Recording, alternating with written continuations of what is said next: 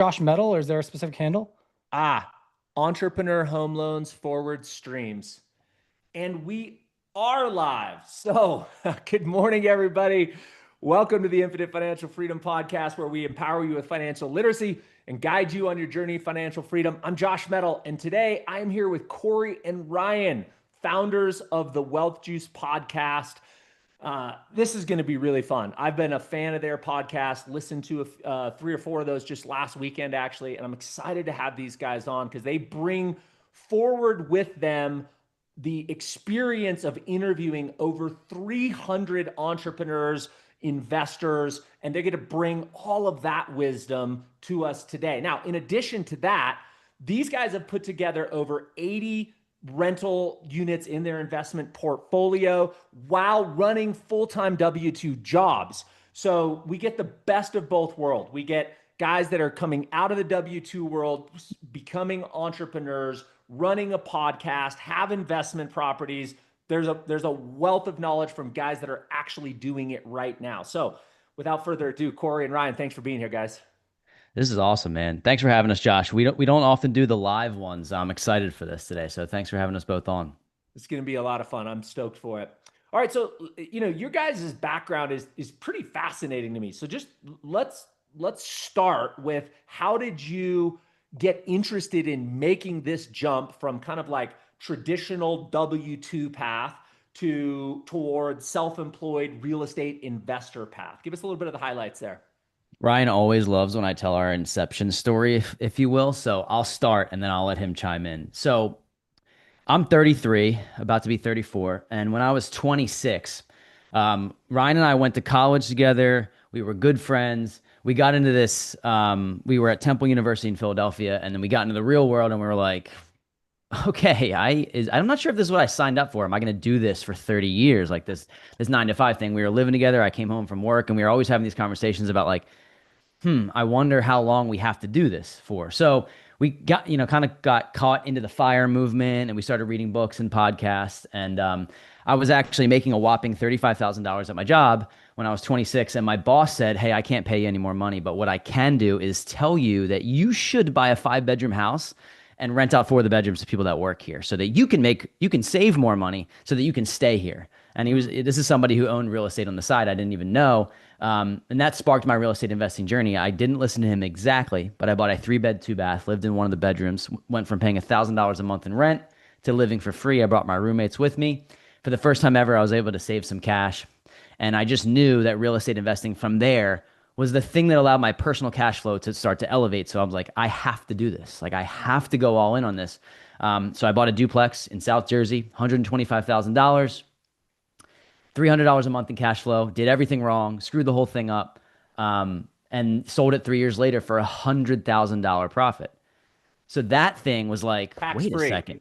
Yeah, I was like, well, yeah, well, I Did you didn't live in it or 1030, no? I didn't 1031 it, but Okay, got it. yes, I sold it, took the cash out, and then bought something, monopolied it into something else. So, but I say all this to say, Ryan saw I was doing this, and he's like, "I want in, dude. Like, we've been talking about it. Let's do it together." So we started our social media, our podcast, and our real estate investment company together when we had 2 units. So I was talking about real estate when I had no business to be talking about real estate, but I was taking what I learned from Bigger Pockets and thinking, you know what? I think people want to follow along in the journey. I don't think they want to hear top down what happens in 1996. Now I have 1,000 units. I think they want to hear the people going through the trenches. So Ryan and I started this together.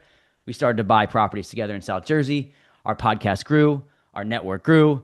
And, just to fast forward you a little bit, the reason why we own 80 units is because we interview cool people like yourself, where we're able to form partnerships. So we own an 18 unit, a 10 unit, a 43 unit, and a 7 unit in other markets outside of our backyard, because of the network and the organic foundation that we built through social media and our podcast. And that's why we do it to this day. So, I kind of left you. I don't know if I left you with much, Rye, but that's our inception story. That's why I like you tell it, dude. Go ahead. Knocked it out of the park. Let me ask you a couple questions. I was scribbling down some notes here. Somebody gave you the advice to go buy a 5-bedroom, 3-bathroom house, rent out those other units. A lot of people get similar advice to that and they never do it. What helped you get over the fear of signing on that first mortgage, taking on tenants. You got to figure out lease agreements, background checks, all the things. What helped you get over the fear to actually execute around that? This is a really good question. I'm not sure that I have been able to precisely answer this question. I think it was being so new to like the working world and just knowing that what I was doing was not going to allow me to get to the position that I wanted to do.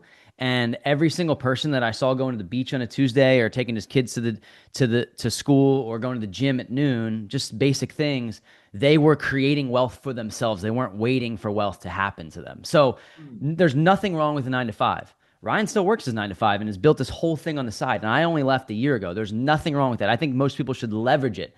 But I think the point is that if you are going to rely on somebody else to make money for you, to give you a disbursement of some of that money, eventually you're going to cap out. So my thought was, hey, I got to create this on the side for myself.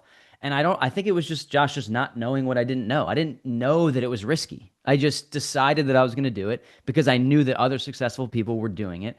And I just took the plunge. And I mean, that's really my only good answer there. I just did it. And then all the mistakes followed. And then Ryan and I started to join communities and mentorships of people that were a few steps ahead of us that were showing us the way. When I said my goal was 1 property a year for 10 years, they're like, I bought 10 properties this month. You guys should be thinking bigger. And I'm thinking, wow, okay, if he can do this, are these guys or these gals much smarter than me? They really weren't. They just took the action and then figured it out, as I like to say, jump out the plane and build a parachute on the way down, which is hard for some people, but if you're around other people that are doing it every day, it gets a little bit easier. So that's the short answer, I guess, or long.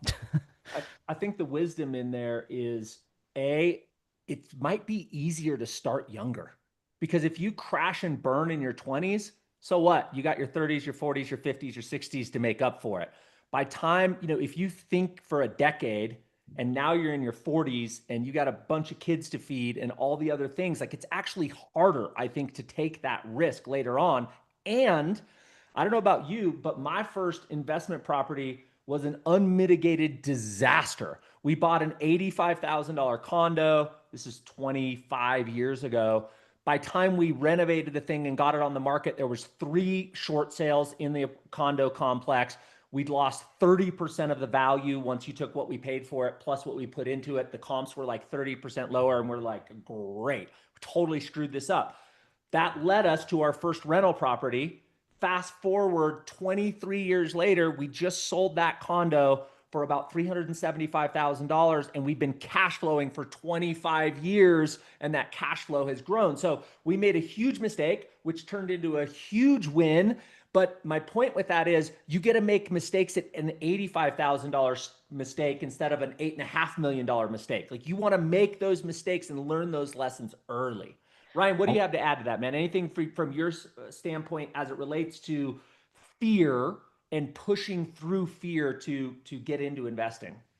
Yeah, I think it goes back to, and maybe this comes with maturity over time, and like as you weather the storm and go through life, but you realize you're just a number and you're going to die at some point. And not to get too morbid, but when you have that feeling, you understand that it's a risk not to try. Like, why would I waste any second that I have on this earth not to try something new and chase a passion? Cory and I were reading the books, listening to the podcasts, talking together. And then at some point it actually was the world basically crumbling during COVID. And we're like, well, we have literally nothing else to lose. It's already here. Armageddon's here. We don't know what's going to happen. Let's just try this thing. And there was that imposter syndrome of, hey, we have one unit. I had my primary, he had his primary, and he had, another investment property. Like, we have no business talking about this, but we're going to study it. And anything we learn from the books, we're just going to talk about it on the podcast. Then someone gave us a shot, Chad Carson. We read his book, Retire Early with Real Estate. He said yes to our podcast episode like 10. And then you get one domino to fall. He's like, you guys are pretty good at this. Took one person believing in us to say, okay, well, we're never stopping. And then you get a connection from him, connection from another person. And then you're like, we kind of love this. This is amazing. And we don't have to pay $10,000 to get into a room with someone that's making 10 million a year. We can do it for free because we have a community. And now they want to share their story with other listeners of like-minded sense. So it just became this thing where we were able to organically network, and we didn't know what we didn't know, but it was taking that leap of faith. And I will say, it's very hard to do alone. And I think what allowed Cory and I to actually do this thing and do this to the level we're doing it is having each other. And when one person, you're never going to have a perfect day every single day, right? But as long as you're both not having a horrible day to bring each other down, it's a really cool thing and an engine that keeps going to say, hey, listen, I know you don't want to do this today. I can tell, but I'm going to keep going and you pick me up tomorrow. And so it's this really cool thing that evolves over time. And then we've been able to bleed that energy into the podcast, into social media, to the personal brand, to the real estate portfolio, to our connections. And then now it's this kind of duo that we have where we get into a room and if someone's talking to Cory and then I'm in the other room, we're spider webbing our network. And then people are like, I like those juice guys. They're cool. Like we talked about Jesse pre-show, he brought us out to his mastermind last October and we weren't able to go to the April one. And everybody's like, dude, where are the juice guys? Like they didn't come. And so it was this cool thing to be like, wow, we made an impact for people. So I know there's a long story short, but it comes back to at some point you have to hear something, read something, and just realize that the world is going to stop for you at some point. Why not just keep trying and do something new? And if you realize other people, like you said in the beginning of the episode, not to draw this out, it really hit me too. It's like, why are there other people driving the Bentleys and the Lamborghini? They're not that different than me. How can I channel certain chips on my shoulder to do what they do? Maybe I came from a little bit of maybe a better background than them. And I view people that come from absolutely nothing as, hey, they have nothing else to lose. They have a bigger why than me. I already have more tools in my toolbox. If I'm not leveraging this, that's a sin, man. Like, what am I doing? That's a waste of what I've been given. And then I also feel like you're given gifts. And it's like, half the people in the world don't want to talk in front of a microphone. They're not extroverted. They don't have this like courage to go out and do this. I'm like, sometimes you just have to push through and realize what you have. And it takes other people telling you. So I know there's a lot there. But I will say, coming back to it, like Cory and I joining forces has allowed us to push through a lot of fear because we can coach each other through it and just say, hey guy, at least we're in this together, man. If we crash and burn, we're going down together. Great lessons there. I want to hit back on something that both of you all mentioned that I have found has been just an accelerator for me when I want to learn or get good at something. And you both mentioned we decided to start a podcast and start teaching people before we knew shit about what we were actually doing. And that is such a recipe for success. I'll give an example. I run a coaching company called the Loan Atlas. And inside of that Loan Atlas, we teach mortgage originators across the country how to be better financial and debt advisors for their clients. And we knew that AI was something that I had to master. Like, I'm going to masterminds, I'm going to seminars, I'm listening to CEOs talking about putting millions, hundreds of millions of dollars into AI. And I'm like, I have to be on the cutting edge of this. I have to be learning quicker than anybody else. And I said, I'm going to teach a 4-part series on AI to our coaching community. I didn't even have a paid version of ChatGPT at that point. Like, I literally knew nothing, but I put it out there. I scheduled the dates, and the acceleration that commitment to teaching that subject had on my growth level over the last 90 days, it would have taken me 2 years to get where I am over 90 days because I committed to it. And then I built the parachute on the way down, as you said, Cory. Yeah, Josh, the key there for me is that you have to lead from a place of authenticity and telling people that I don't know what I don't know, and that's totally fine. I'm not trying to educate you something on something that I don't know, but if we can go through this together, there are so many people out there that are looking for the journey to relate to somebody who's going through the same thing. So when it was raining inside my duplex when I bought it, and I didn't know that you had to fix the windows, and I was getting texts from tenants on a flip phone that my place was flooding, I was telling the story about I had no one to call and I didn't know what to do. And there were people out there that were relating to this, like thinking, oh man, I made the biggest mistake of my life getting into real estate. And then all of a sudden I realized it was a $1,200 fix and that property made me that $100,000 in 3 years. So the point of all that is if you're leading with authenticity and you're saying, hey, this is just our journey. I'm just going to be me and tell it like it is. I think most people will relate way more to that than somebody that's trying to preach the good word of something that worked 25 years ago that doesn't work today. So that's why we created what we created, and we continue to do it today. We're buying in a different capacity, and now we teach people how to get their first property because of how much that changed the trajectory of our lives. So I think that what my point is just leading with like, this is me, take it or leave it. This is how I am. And and also trying to do good for others and bringing other people along with us was huge. That lack of perfection and I have it all figured out is so damn attractive because people are real. They know that they're flawed and they would rather learn along somebody that's going through that journey. I couldn't agree with you more. I want to go back to this topic of fear for just a second. And then I want to move on to some of the biggest lessons that you guys have learned with over 300 podcasts now under your belt. I believe that people by and large are in this state of analysis paralysis, meaning they analyze so much they never jump out of the plane, and all the lessons are learned in building the parachute, as you said. That's such a great analogy. And I think one of the reasons why people get stuck in analysis paralysis is because the mainstream media is always trying to trick us. This was an ad that came over the Wall Street, came over Market Watch this morning. And the title is Google searches for help with mortgage haven't been this high since 2009. The uptick in interest in mortgage help has raised fears that another foreclosure crisis is looming. So, on one side, I'm listening to Wealth Juice. I'm listening to the Infinite Financial Freedom podcast. I'm listening to all these people have success. And then I open this up on my iPhone in the morning and I go, oh, I better analyze some more. What people need to understand is this is clickbait. They put these types of headlines together without the full story so that it scares you into reading the article.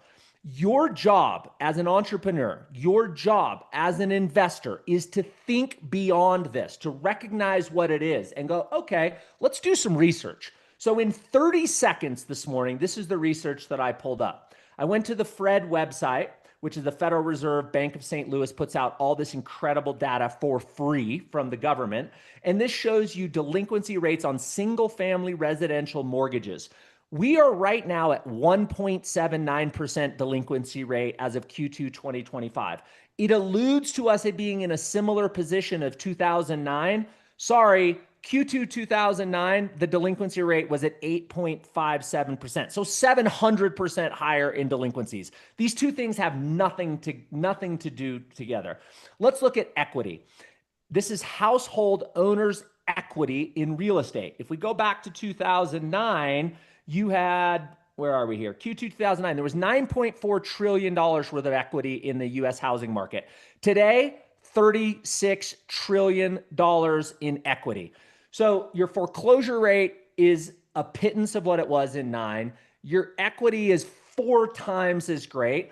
And how about the housing credit availability index? This basically looks at the risk of mortgages being sold out there in the marketplace, both in terms of product risk, like is it stated income, stated asset? Is it a negative amortizing loan? Does it have a prepayment penalty? All those factors add risk. So this is product risk. And then there's borrower risk. Borrower risk is what's your credit score, what's the loan to value, those types of things. So the higher the number, the higher the risk of the mortgage. And you can see we got a little out over our skis here from 2005 to 2008. The risk was very high.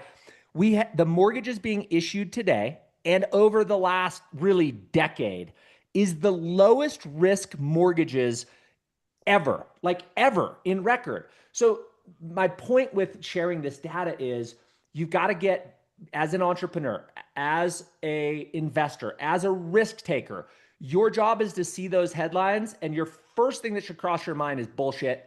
And you should get good at doing your own research and debunking that kind of stuff, because otherwise you get stuck in that paralysis stage forever.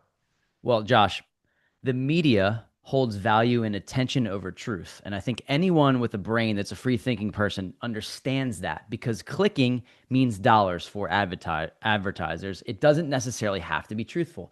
And that's a part of a bigger problem that we can get into that we probably don't have enough time on this podcast to dive all the way into. But if you have that within your brain to understand that large media corporations want to sell you on an idea that they deem to be correct, regardless if it's the truth, I wonder if the author of that, and I don't know this person, I wonder if they own real estate. I wonder if they're having conversations with real estate investors. My thought is they probably don't. But again, I don't know this person. So I say that because I think if you think with that, But if you're around real estate investors, for example, I'm a real estate agent right now. And what I'm seeing in the market is more properties fall out of contract because the qualifications to get a loan is significantly more stringent than it Yep. was. And I wasn't buying real estate in 2008, just I was in high school, but I understand what happened back then because of the types of loans that were being given out. Now the qualifications are so much higher that the reasons that people are falling out of contract are because mortgage lenders are not willing to lend on people that are not qualified.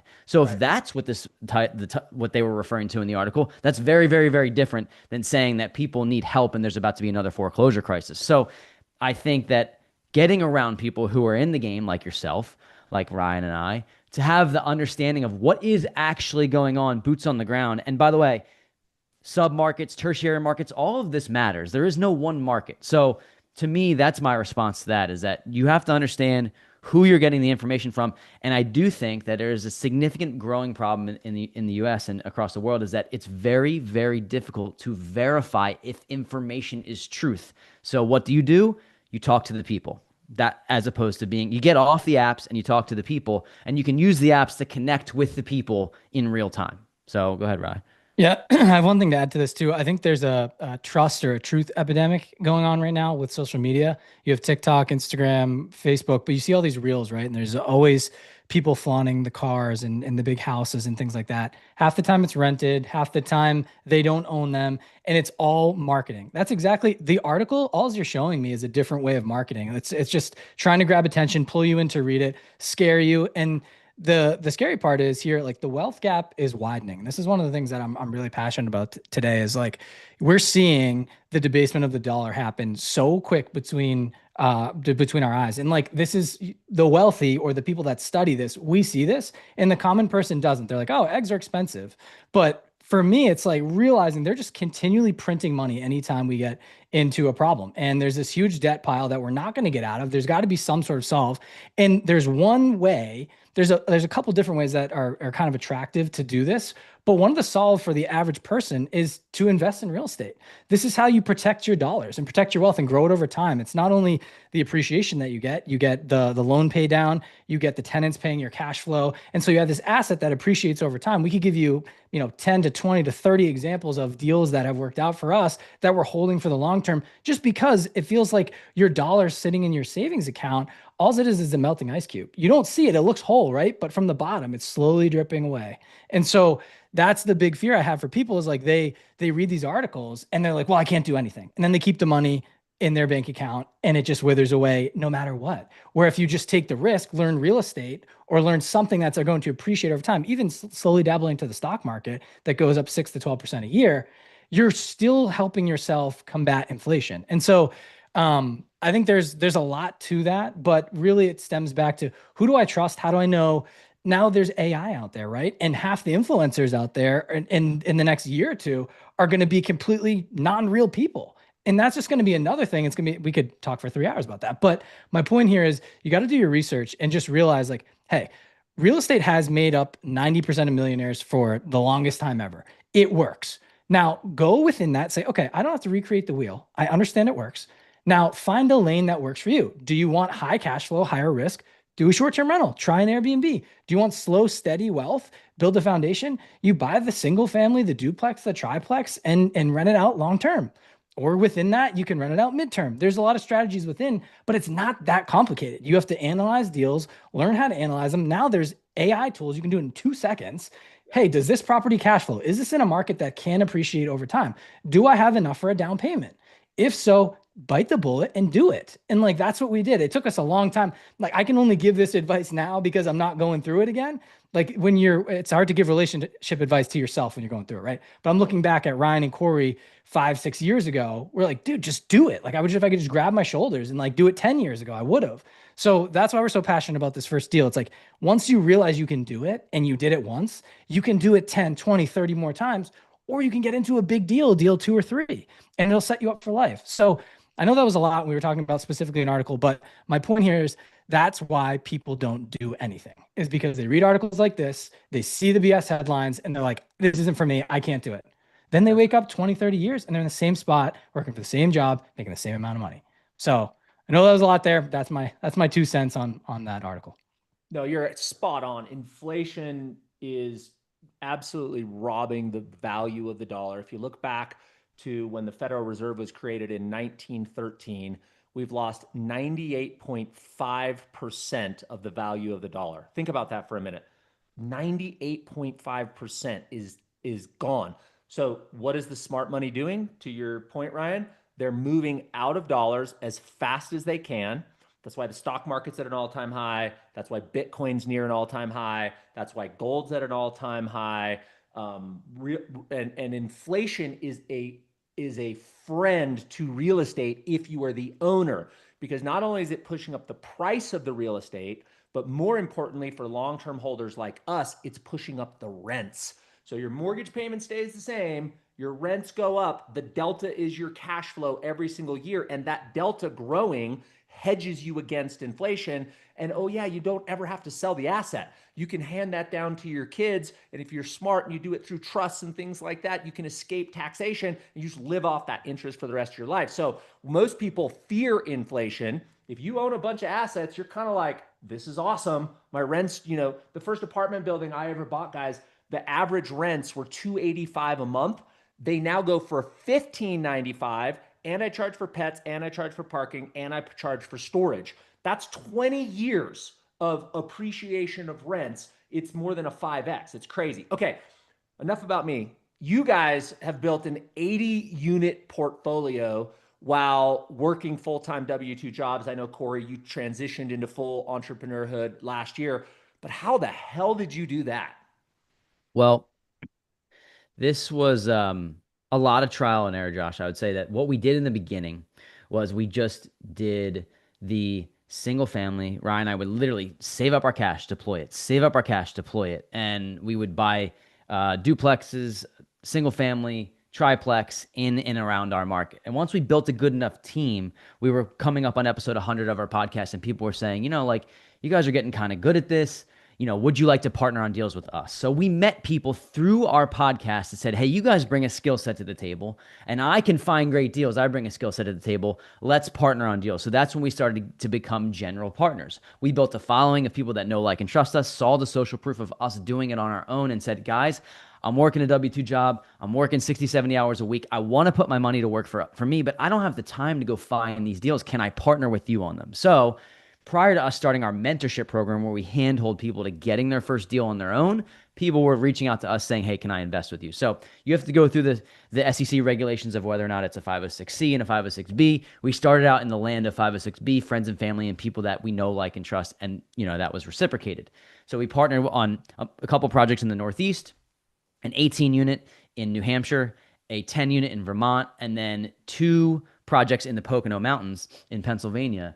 Like a 7-unit bungalows that are rented out as like short-term rentals, and then a 43-unit like boutique hotel that we also rent out on Airbnb. And these are long-term projects, but we understand that we met a few people that really had the vision for creating sustainable long-term wealth, and then our limited partner investors jumped in and joined with us. And that's how we were able to grow our portfolio quickly, because Ryan and I thought, well, we could probably try to buy duplexes and triplexes and figure this out on our own, but it would take us a lot longer than if we partnered and parlayed our skill sets with other people who were doing this full time, who could beat us to the better deals. So the collaboration, as opposed to the competition, allowed us to get into larger projects. And then we still have our portfolio of our own, some of which we've sold off, some of which we'd played monopoly into other deals.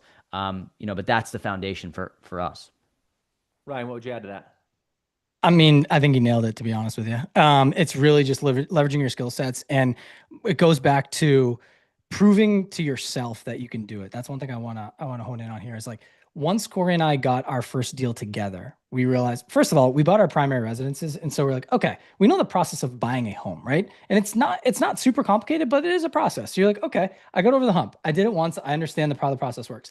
Now it's like, how do I find one that's going to generate revenue? So then we go in together. We put both of our risk tolerances into this, right? We both like set up X amount of cash. We said 50-50, we're going into this. So we forked up dough, tried it, had to build a business around it. There's not just like, hey, you set a tenant in there, forget it. You have to manage it. You have to have SOPs. You have to have, eventually we hired a property manager after we knew how to manage it ourselves. But my point is, it's like riding a bike. We started with training wheels. Then you take off the training wheels, you can ride the bike two-wheeler.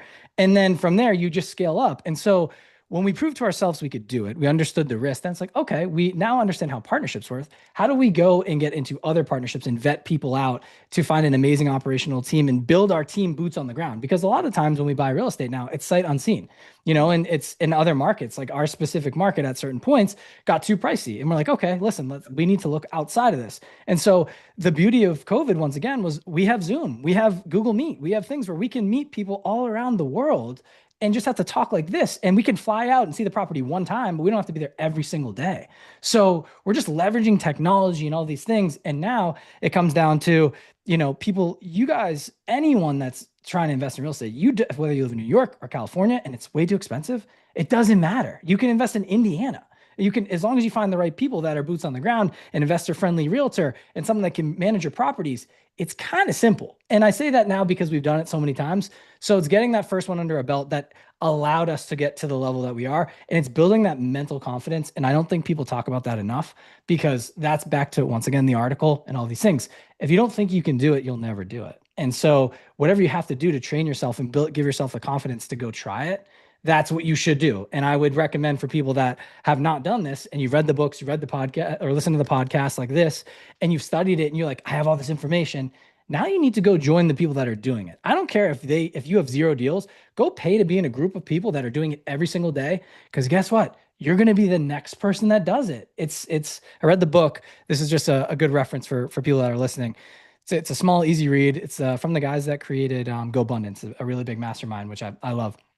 It's called The Tribe of Millionaires. And it talks about building a tribe of people around you that are 10 levels above you. And if you want to get to that level, all you have to do is find any way to get into that room, whether you pay, volunteer, do whatever. And more than likely, they're going to have the hand reaching down to say, hey, listen, I already went through all that. So I'll show you the ropes so you can skip all the steps. You're still going to have to go through it, right? You're going to I can't do the work for you. But just know you're going to have a confidant, a little angel on your shoulder saying, hey, you got this, man. And sometimes that's all you need, is that little voice to say, you can do this. And back to our podcast, I believe in you. You guys are good at this. Hey, Cory, we did this deal together. Hey, it's going pretty well. We're cash flowing. Let's do another one. So it's just things like that. I think people stray away from the mindset thing. This whole thing is a battle between your ears. And if you don't think you're worthy of it, you're never going to do it. So whatever you have to do to remind yourself that you're worthy, that you're excited about it, dangle the carrot. I don't care if you want to print out the picture of the Lamborghini, print out the picture of the Airbnb in Tampa, whatever you got to do to get you excited for it and chase it. Get on that wheel, man. So mindset's big. That was big for us. That's why he gets paid the big bucks, Josh. Those rants that he goes on. That's why. That's why I love him. Love it. You better clarify that why and remind yourself of that why to get through those hard times. It was great. You guys alluded to your first-time investor course. Could you just give me a quick overview of what that course is about, and maybe like 2 or 3 bullets of how you help that first-time investor or people that are just getting started in scaling their real estate investments? Well, Josh, you know how courses are perceived on the internet, right? So we kind of like to stray away from that. It's actually not really a course. It's a direct mentorship program that Ryan and I help you within the next 3 to 6 months get your first rental property. Now, if you have 1 and you want to get to 2, come to us. If you have 12 and you want to get to 30, go to somebody else, because they can help you better than we can help you get in the game and get you started and hit that rocket ship button. But what we do is we handhold you through an 8-pillar system of how to get your first deal done. And that comes down to the mindset piece, to the analyzing deals, to building your team, to creating the actual roadmap that helps you get there. And then we give you and we plug you into our entire network that is the team that gets you done. And we have accountability calls every single week to help you get there. And you're talking to us. We're not putting you with people that we've built this massive organization. It's me and Ryan, along with other investors in our network that have seen success over the past year, helping you directly get to your first deal. So that is the avatar. If you're on the sidelines and you're thinking, man, I do want to do this. I have some cash set aside. I understand that this is the thing I should do, but I haven't been able to pull the trigger because of X. I've been stuck in analysis process for X amount of years. I'm telling you, the deals that we bought in the beginning, 2018, 2019, it doesn't matter what happened in COVID. The fact that I bought them years ago, you just mentioned a deal that you bought 25 years ago is 5x the rents. You just have to get in. And we're the catalyst that can help you press the go button because we know how much it helped us. And then once you have the first deal done, the second, third, and fourth are coming. So hopefully that gives you a good idea of what we have within the community. Maybe I missed something, right? But that's kind of the deal. So I believe given a long enough time horizon, anybody listening to this podcast could figure it out, right? If you've got 20 years, for sure you can figure it out. But why in the world would you want to learn a lesson and learn a path over 20 years when you can learn it over 12 months or 6 months? I tallied this up last year, and I've calculated that I've invested over $1 million in coaching groups, masterminds, live events. Like, for example, I've spent $12,000 in the last 30 days going to events and surrounding myself with the people that you guys are talking about. I just came back from the All In Summit. Have you guys ever listened to the All In podcast? Yes, I've heard it. I've not too many episodes, but I've heard the podcast. Yeah. You know, they're like billionaires scaling massive businesses, and Elon Musk was the headliner speaker there. But to put yourself in a room, to the point of what you just said, of the people that are beyond you, and you want to see what they're seeing further down the field than your view is, just the momentum that creates when you surround yourself with those people. And you only need like one or two ideas. I need two takeaways or one takeaway from that event that I can go put into my life that accelerate my journey from wherever I am now to the success I want to be having in my business and life. That accelerator is worth every investment. The big thing for me was there was a point where I went from thinking of this as a cost. I'm going to spend $7,500 to go to the All In conference, to I'm going to invest $7,500 in Josh. I believe that investment was better than $7,500 in Bitcoin. I think that investment was better than $7,500 into my next real estate deal, because I needed that pull. I needed that propulsion. I needed those lessons. So for anybody who's kind of early in that journey, you may not have come to that conclusion that you need to invest in your number one asset, which is you. That should be the asset that you're investing in. And then you start investing in the assets that grow. So I love how you frame that up. If you're trying to get from 1 to 12, you talk to us. If you're trying to get from 12 to 24, you go to somebody else. I love that you've narrowed your niche there. And I think it's really needed, because to your point, like, Kiyosaki can't tell you how to put together a team of single family folks in Wisconsin or wherever, or who to call for a toilet and how to keep those costs down, because he's so far past that. Like, he's not dealing with those problems. So you can relate to those first time buyers. Yeah, I think you nailed it, Cory. I'll let you go here, but I just want to touch on the investing in yourself thing.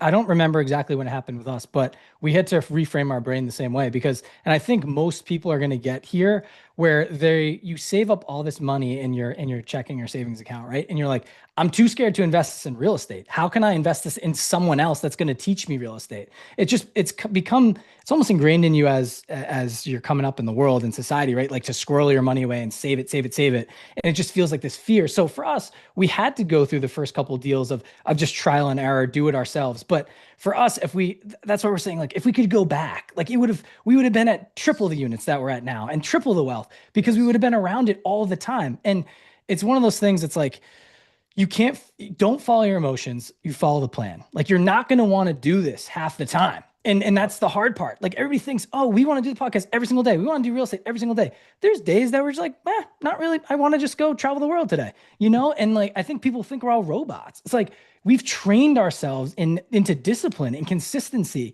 for whether maybe it's because we work out each day, we get up early in the morning and but you have to do these things over time. What I'm saying is, like, you plan out your profession, right? You go to work, you build out your schedule, you color coordinate it. Great. You need to do that with your life too. Because if not, you're just going to keep doing the same thing for 30 to 40 years. And you wake up and be like, I just never tried it. And I have 4 kids and now it's too risky. I can't do it. And like, I don't know if my wife's going to be okay with this. I don't know if I can let my kids down. Like, I'm at that point in my life where it's harder now. Like, I have a little 2-year-old looking up at me. And I'm like, well, I'm doing this for her now. And I'm obviously my wife, but I still have dreams and aspirations too, that I have to go on this risk curve of like, hey, how much do I want to leverage of our nest egg and our wealth to get to this next level and be who I said I would to me, but also let them live out their dreams. So I get the battle. Like I understand it. And I just think the investing, just don't squirrel your money away forever. Don't stick it in the 401k forever. Don't stick it in the brokerage account, the Bitcoin, save it up for real estate. There's no greater investment than investing in yourself, because when you watch yourself level up and change, it's the coolest thing. You're fulfilling some of your purpose, and then you're able to give back to other people. And I firmly believe that you're paid in direct proportion to the amount of people you serve. And that's the coolest part about both of these podcasts and all the offers that we all have. It's like, whose life are you changing? Like, to know that I can, even if it's 1 to 10 people, I can have them get their first rental property and start to build generational wealth for their families and them. That's the coolest thing in the entire world. It's way better than me getting a property, because I'm watching them get excited and thank me, and like, it's making the world get better. And that's a weird thing. And I don't think in the beginning you could ever think like that. Maybe you can, but when you're going through the journey, it's like lone wolf. You're like, I got to get one. I got to do me. But now we're at this point, and everybody else that was above us told us we'd get there. And they're like, dude, just wait. You're not gonna care anymore. You're just gonna want to help other people and watch them. There's no better gratification. You feel like you're on the right path, doing the right thing.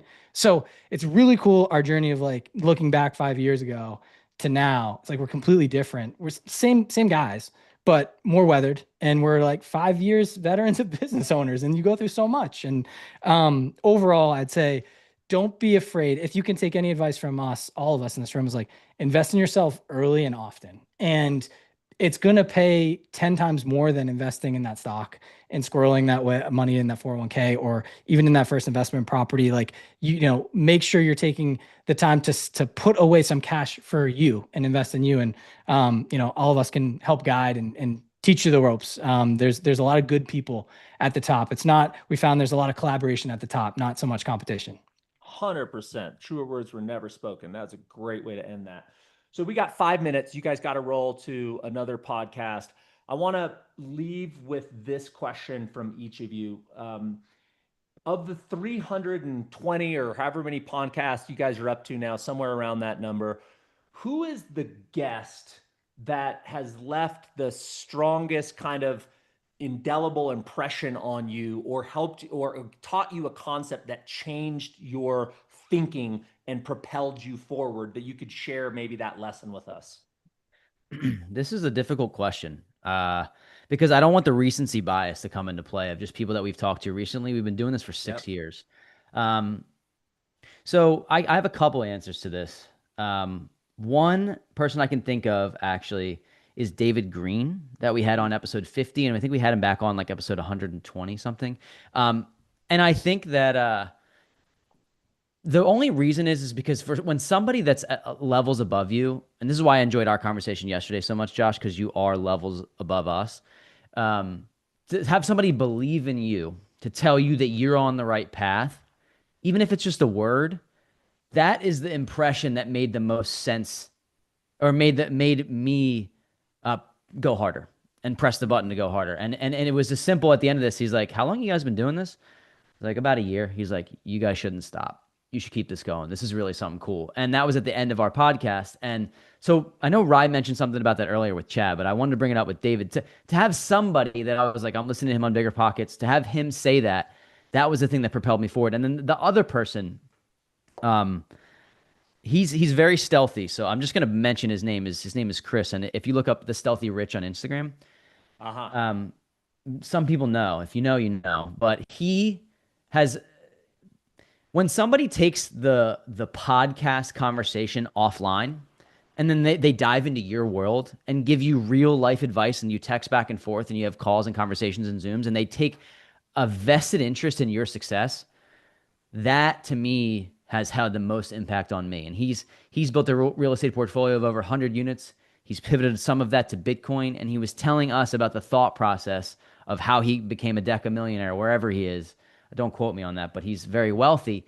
And I've thought about how those people have reached down to us, if you will, and pulled us up. So it's not necessarily a conversation or a word or a phrase or a quote, but more so the people that have a vested interest in watching us succeed and recognizing that maybe there is a little talent there with these guys.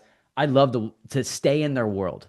So to me, that's the biggest impact. And I don't know if I totally answered the question that you were asking, but that's where I went. That's where my brain went with this. It was a great answer, and you guys should go to Wealth Juice right now and look up those 2 episodes. I listened to the Silent Millionaire, but not the one with David Green. So I'll go listen to that one next. I have two. I'm not trying to cheat here, but I have two as well. So, and they're different than Corey's, which is cool. It's awesome just to hear who impacted. I actually wouldn't have picked David for Corey. I love that.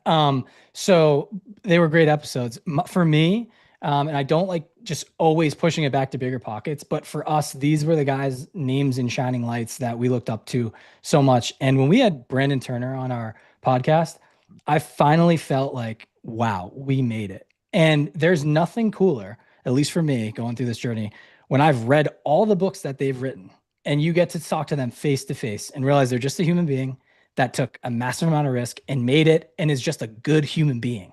He was the coolest, nicest guy, also complimentary. But to see him across the screen from us, from his Maui little shack that he does his podcast in, I was like, damn, like we made it, dude. And we had amazing questions. He complimented us and he had amazing answers. And I go back and I listen to that episode all the time. And it's just a piece. It's funny to listen to where we were on our journey at that point. I used his book, the book on rental property investing as my Bible when the first 4 years. I had it in my passenger seat of my car and I was highlighting it. I'm like, dude, you paved the way for me. And you showed me that you can also do the podcast thing too. So Brandon Turner, bar none for me. Another one that maybe not everyone knows his name, but it's actually, it's how we got connected here. And it's one of our friends. His name's Jesse Ray. And it's our relationship with Jesse actually started. He was cold DMing us as we were going through the journey when we, had a couple units and then we scaled up and he reached out to us. He said, "Hey guys, like love your podcast." Another 3 months go by. He's like, "Hey guys, thinking about buying my first unit. Hey guys, bought my first property and I'm running it as a co-living. I'm going to net about 70 grand this year." And I was like, damn, well, this guy's doing it. And he's telling us what he's doing. He's like, "Just want to give you a shout out. Thanks so much for being so impactful for me. You're my mentors without even knowing it." I'm like, dude, this is the coolest thing. Who is this guy? I don't know. Then we get one more message from him. And he was like, "Hey guys, Jesse checking in again here. Just to let you know, I got my second property. I'm also running it co-living. I'm about to net 180 this year on both my properties. I have retired officially from the W-2 and I wouldn't have been able to do it without you guys." And he did it before we left ours. I was like, dude, this is why we're doing it. This is 100% why we're doing the podcast. And you know what? We said, "Jesse, what's your cell phone? Let's hop on a Zoom." We met face to face immediately after that, asked about his whole journey. He started Growth House and he has the Growth House podcast. You guys should all go listen to that. But then from there, he also was like, "Hey, I'm starting to host meetups and live masterminds." This is before we started our mastermind. He's like, "You guys should come out and, come to the mastermind." And he's like, "Maybe there's a way for us to join forces." And in October of last year, we co-hosted his mastermind with him, our branding together. We had our logos up. We interviewed like 16 people out there. When they would come, they'd pull up in their really nice cars. He mostly had 7 to 9 figure entrepreneurs, as you may know, Josh. And we had the Lambos pull up, the G-Wagons, people that were like, this is what I got in the, I want to be around those people. I'm like, to the point of hey, these guys have this. I want the big life. I want to know it's possible. They're pulling up, the drones are flying around, shooting videos. And then we're interviewing them on the podcast. And I'm like, that's me. That's what I want. And to have it so close and touch it and be part of it. I said to Cory, I'm like, dude, I feel like we made it, dude. This is it. If we can just transition and do this full time, then we're good. I'm good. So those two people, Brandon was the motivational, hey, the mentor, the person, they say, never meet your heroes. Well, I met him and he was a badass and he was awesome. And then Jesse, someone that we impacted, and now he's impacted us a ton, allowed us to meet Josh. It's full circle, this whole thing. And I firmly believe things happen for a reason. You meet certain people, they impact your life. And just to put a bow on it, go listen to the Growth House podcast. And, the episode with Brandon Turner was amazing too. So Jesse's also been on our podcast. You guys have had him on your podcast. So you should go listen to those interviews where we're interviewing Jesse. I think you'll learn a lot from him. And if you're interested in going to this event that they're alluding to, it's called Immersion. So find Jesse Ray on Instagram, follow him, DM him, tell him you're interested in Immersion. In closing, guys, where the hell did an hour go? This was a really great podcast. You guys got a jet. How do people find you and keep up with you and learn from you?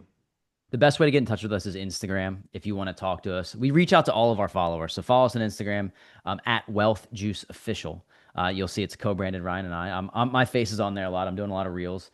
And we post every single day there. And then the Wealth Juice podcast. You want to get to know us for an hour and a half. You really want to dive in on what we got going on and the guests we have on the Wealth Juice podcast, wherever you listen to podcasts, YouTube, Rise and Mastermind behind our YouTube, the Wealth Juice Official on YouTube. But Instagram and the podcast is the best place to get in touch with us. And we look forward to developing relationships with anyone listening. That's what we do is we build relationships, we amplify voices, and we help people get in the real estate game. So thanks for having us on, man. This is awesome. You guys are studs. This was a super fun podcast. Let's do it again.